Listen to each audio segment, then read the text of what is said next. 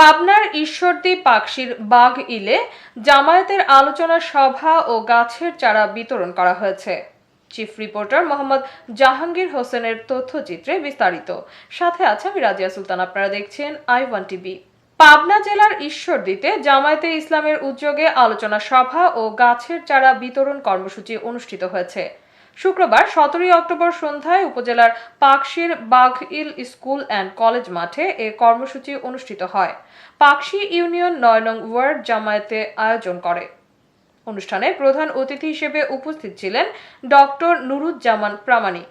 তিনি বলেন, গাছ শুধু আমাদের পরিবেশ নয়, মানব জীবনের ভারসাম্য রক্ষায়ও গুরুত্বপূর্ণ ভূমিকা পালন করে। গাছ লাগানো একটি সদকায়ে জারিয়া। এর মাধ্যমে যেমন পরিবেশ রক্ষা হয়, তেমনি মানুষের কল্যাণও সাধিত হয়।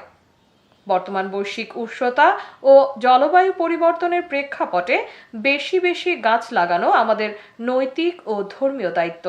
তিনি আরও বলেন, ইসলামী আদর্শে গড়ে ওঠা সমাজই পারে শান্তি ও ন্যায়ের প্রকৃত পরিবেশ সৃষ্টি করতে।